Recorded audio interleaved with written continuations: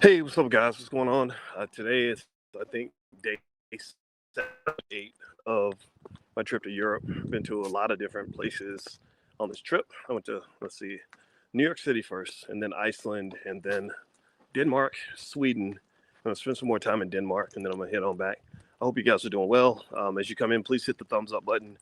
Thumbs up. Make sure you hit the notification bell because black channels get shadow banned. And I think the only way you have a chance of being notified when we go live is if you hit the notification bell. And if not, just check the channel. I put up content pretty much every day. How you doing, Linus Den? And my name is Corey. Let me know what city you're from. Shout out your city. I am in a small town in Denmark, and it's so funny. No matter where I go, I don't like to disclose my location while I'm there, just because there's so many people out here, and you don't know what their motivation is.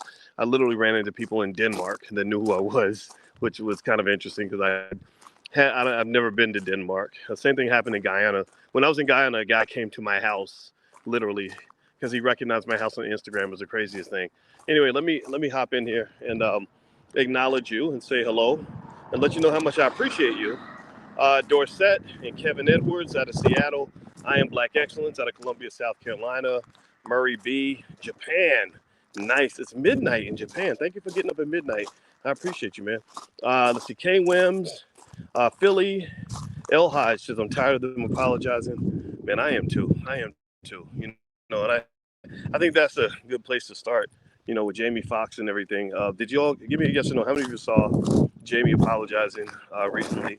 It's so crazy that Jamie Foxx just came out of a life or death situation, and there's no statement really about how he's doing or his next move or thanking all the people who stood by him. I mean, maybe that statement did happen, but I didn't see it.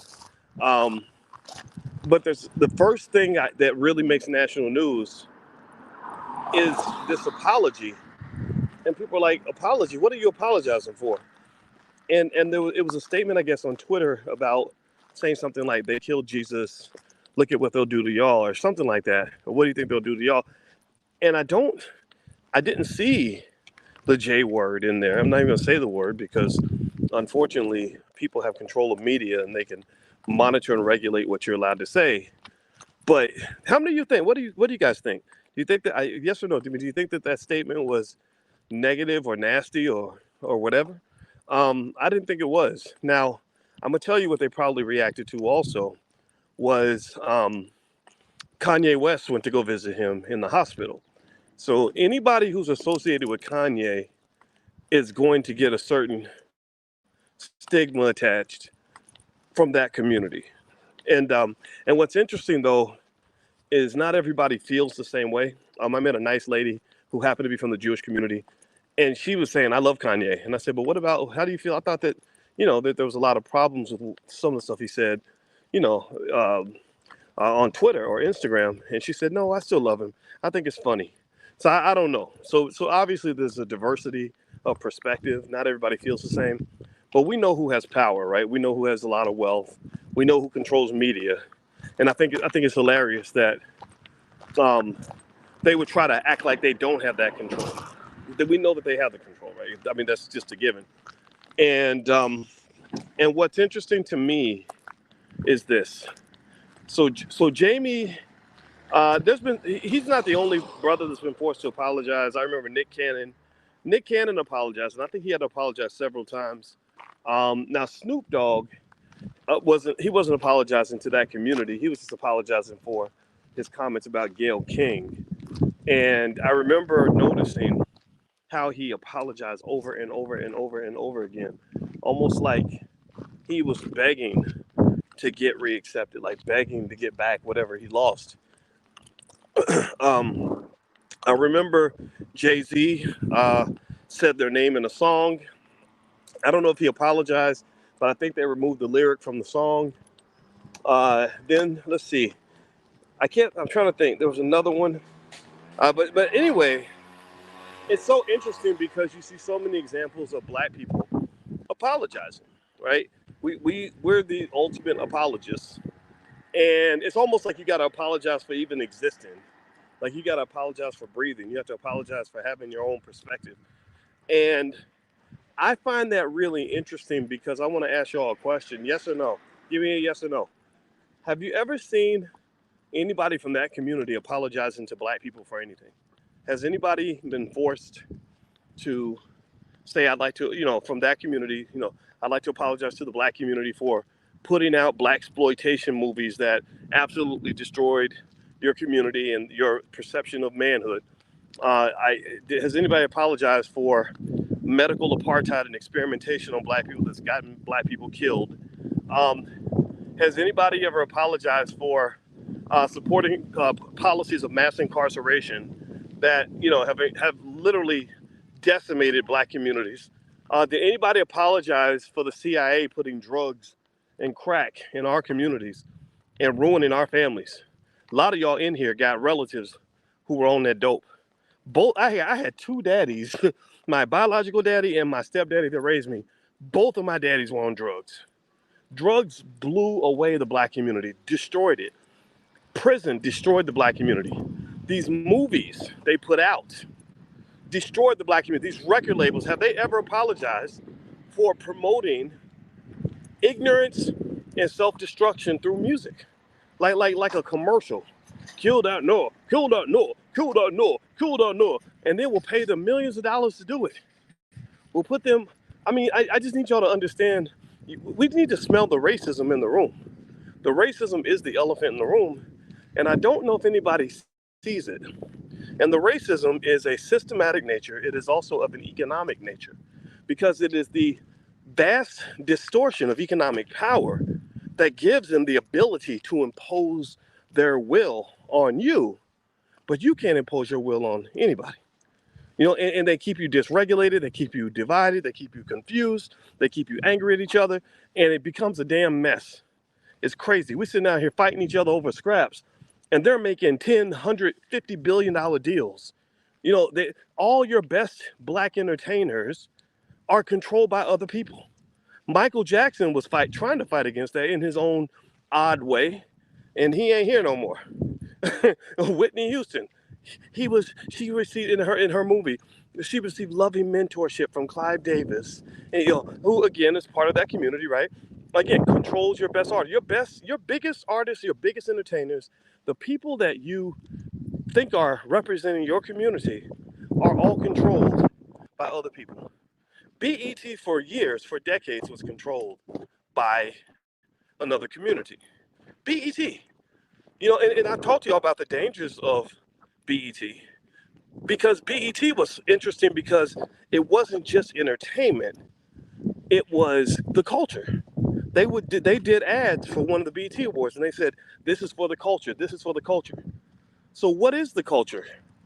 Is it a healthy culture where you are pursuing education, where the men and women love each other, where you build strong, stable families, where there's economic prosperity? Or was it a culture where I watched the BET Awards and I saw pregnant women with tattoos all over their bodies twerking and throwing money in the air? Crazy stuff. Even your classiest women are now on a race to the bottom. Your classiest women, your mothers, the mothers of the next generation, have been trained to basically, rap about their vaginas all day. White people don't do that. You don't see Taylor Swift having to rap about her coochie in order to sell records. Taylor Swift ain't out here twerking. Taylor Swift made more money than Beyonce, and she ain't got to do none of that Cardi B, Megan Thee Stallion, 304 type nonsense. Even, I was really disappointed. Even Summer Walker, has this beautiful voice, and I'm sitting there picturing, like a really pretty young lady that can sing her butt off like an Alicia Keys style, with some class. And I saw her, and she looked just like Megan. I said, okay, so this is what they're doing to the women now, because they started debasing the men a long time ago. They started debasing the men in the 90s. And so what I'm saying to you is, Jamie Foxx, I empathize with what Jamie Foxx is going through. I don't know how much money he's going to lose or what he's going to lose for standing his ground. How you doing? But I'll tell you what, I don't understand those apologies. I just don't get it. I don't like it. and it's embarrassing. It is clearly an indicator that many of us are fully submitted to white supremacy. We're fully submitted to the idea that when you are black, the rules are very different from when you're white. And not only the rules different, but we accept those rules. We validate those rules. You know, we don't say, you know what, man, if I was white, I wouldn't have to apologize. So I'm not apologizing as a black man. You don't see that. You see, well, I'd like to apologize to my brothers and sisters. But people offend black people left and right, and don't nobody apologize to you for nothing. So if they was, I would dare them to ask me for an apology. Lord Jesus, if they ask me for an apology, I'd be like, I will apologize to you after you give me 847 apologies to what you've done to my people and my family and my community. You know, even my great great great grandfather got lynched because he stood up to a white man who disrespected his wife. Apologize. Let's start there. Let's start apologizing for that. So, you know, I don't know. So I see how Alster says conspiracy.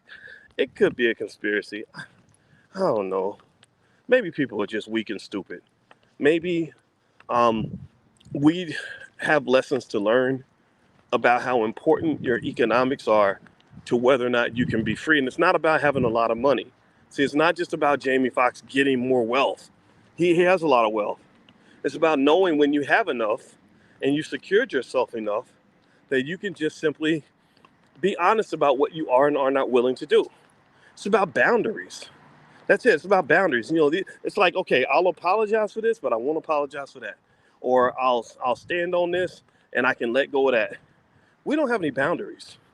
We just literally are like, well, I already made $800 million, but I want to make the next 100 million, so I better go and apologize as soon as I can.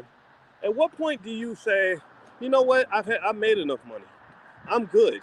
I'm solid. I invested that money. Now I'm not apologizing for nothing. Now you're not gonna knock me over the way you might have been able to when I was young and hungry and trying to get an opportunity. I'm not a squirrel trying to get a nut. I'm a grown man with a big pair of nuts, and I'm not scared of you no more. When are we gonna do that? You know, and so I'm not disrespecting Jamie Foxx on this. You know, it's his decision. But every time a celebrity, here's what I'm telling you all to do. I think we should stop looking up to celebrities and expecting them to be more than what they are. They're not anybody's hero. These are not the people that are going to guide you to the promised land. These are not the people that are going to help you get to where you want to get to. These are people that are controlled by other people. This is what they are. So Jamie, unfortunately, you know, it is not, you know, if you think of a leader and you want to use terms like alpha male, when you're apologizing like that over something that's so insignificant, what you're clearly stating is, I'm not the alpha here. I'm the beta.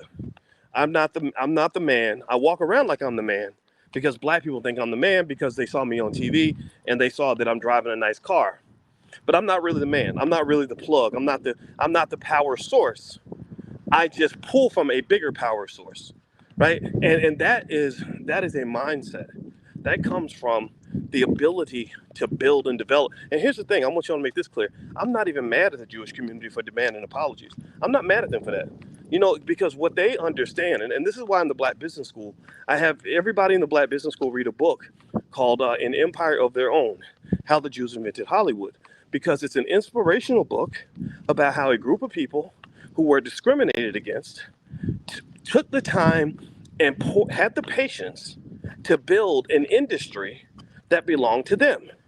So I want to ask you, what is it that is happening right now with people that actually have the means to get this done, that is developing the infrastructure of an industry that's going to be worth a few $billions 20, 30 years from now? Are we doing that? Or are we simply trying to tag along and tag on to and connect with things that are already built? Where we're walking into buildings that are already crowded when you could build a building and where there's nobody inside.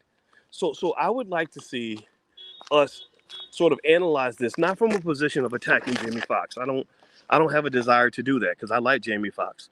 But I will say, when I look at my heroes, I don't see a lot of I don't see hardly any of my heroes in L.A. or Hollywood or any of that stuff.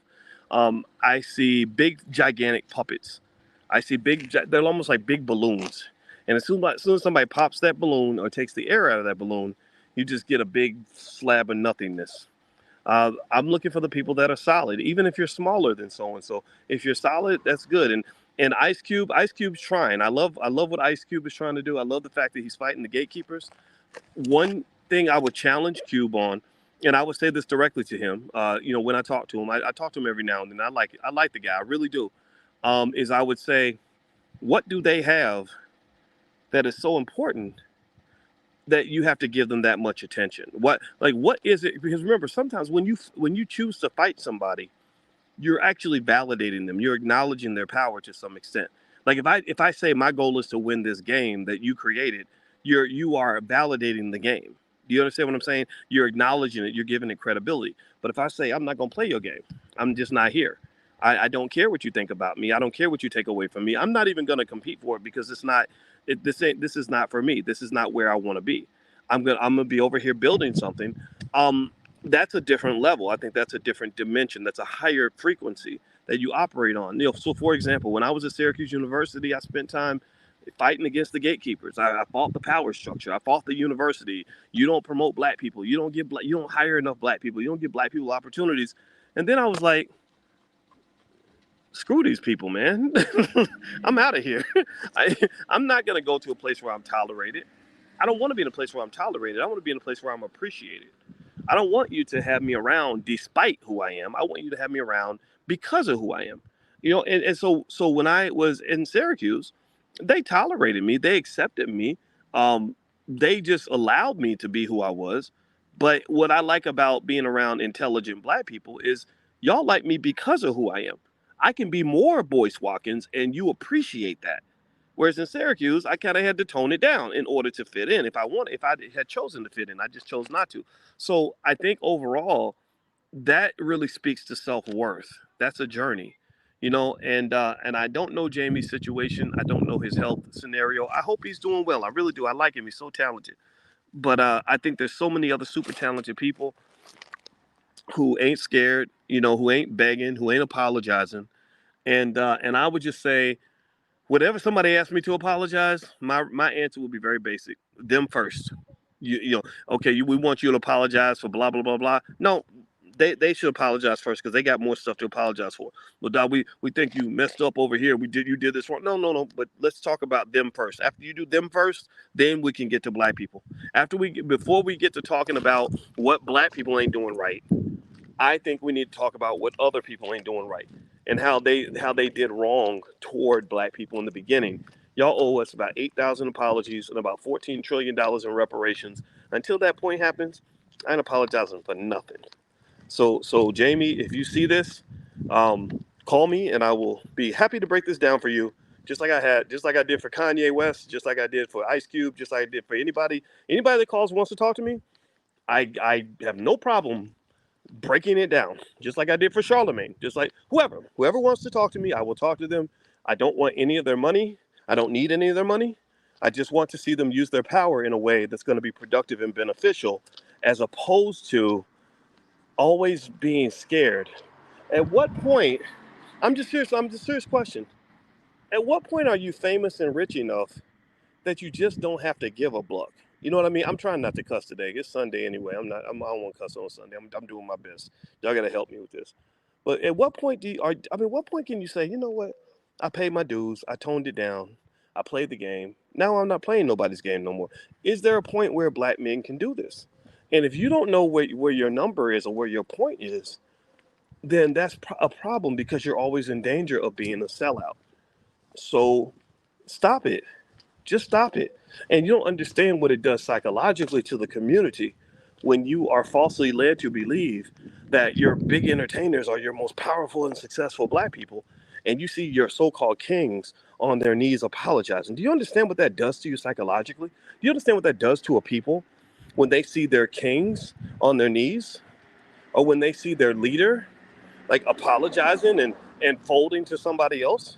You see, you identify. They did this was slavery. This is a tactic during slavery. They would find the biggest, baddest slave that all the other slaves looked up to, and they would beat his ass in front of everybody and get him on his knees begging like a punk. And that would get the whole group into submission because they would say, man, if they made him apologize and they made him into a punk, then shoot, I don't have a chance. So courage is important, people. You know, what are you committed to? What do you believe in? What are your values? Have you thought about that? Because I'm gonna tell you, I'm an expert on money. You guys know my background. I have to tell people I have a PhD in finance so they don't think I'm just making these things up. Money is very powerful. Money is the reason for a lot of this so-called racism that you see in society. But money is also a powerful drug, and money can turn you into a slave. So if your only reason for doing anything is to try to make more money, then you will always be a white supremacist, because nobody has more money than the white man. Nobody has more economic power in this country than the white man. You know, our biggest businesses, you could take the biggest black businesses in America and add the revenue of all those businesses. And I don't think any of those businesses combined made as much money as Mark Zuckerberg, or as even a fraction of what Elon Musk made.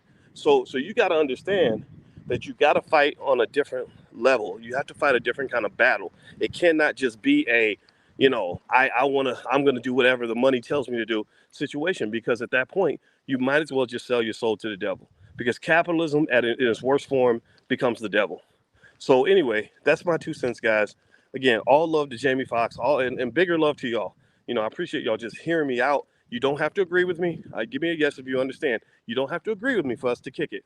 I like divergence of opinion. I like diversity of perspective. I respect that. I like to listen to people who think differently from me. I'm not here to tell you that you're wrong. I'm just here to tell you what I think. All right. So anyway, if you could do me a favor, please hit the thumbs up button, thumbs up, share, subscribe. I want to, if you will allow me to, I'd like to remind you of a couple things we have going on in the Black Business School. As you know, the All Black National Convention is happening October 20th in Atlanta. It is the largest gathering on the planet of intelligent Black people. We have over 40 experts coming in, and the Black Doctoral Network is going to be there too, in the same building. They are the largest organization on the planet of Black PhDs. And what I love about that is that they also are representing a dynamic and very powerful shift in the way your PhDs, your Black PhDs, are thinking.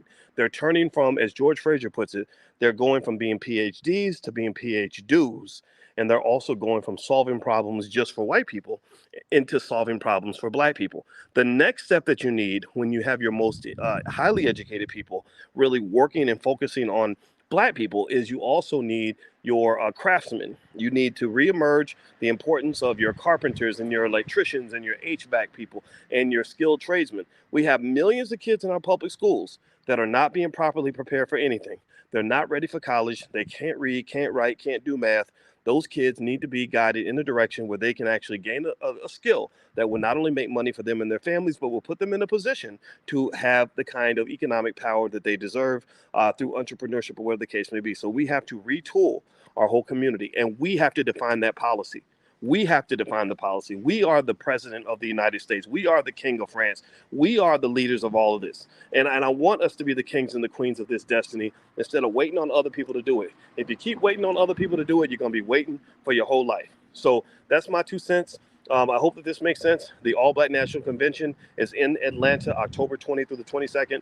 The discounted hotel rooms are about to run out, so you may want to go to allblacknationalconvention.com and lock in your hotel room right now, just because the rooms are running out. And also, last but not least, if you want to learn about something like stock options or something like that, I do have a masterclass. You can go to stockoptionsmasterclass.com. So feel free to go take a look at that. I hope that helps you in your investing journey and everything else. I'm going to be back soon. I'm walking through downtown Denmark, or not downtown. It's not downtown Denmark. It's a small town in Denmark, but I am in Denmark. This is what it looks like, in case you want to know. But I'm about to head on out of here. I got to find my hotel. I literally have never been in this area before. Thank God for Apple Maps. All right, I'll talk to y'all later. Have a good day. Love you. Peace.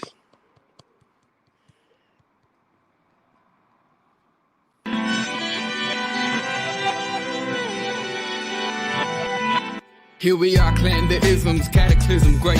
Our people out here struggling, trying to make it in this state. Everybody out here doing it, but we the ones too late. Now family, we the ones who gotta delegate. Get that money in the power, never be fake. Stick to cosign for 3. What did he say? Create jobs, support our own. Educate the same and buy back your home. Got 3 degrees, triple 10. 3 PhDs, now we on the CNN. DBTV, let's talk about negligence. Ignorance is bliss, but we can turn it to intelligence. Believe none of what you hear, half of what you see. Let's break it down here on Dr. Boyce TV. Here we are.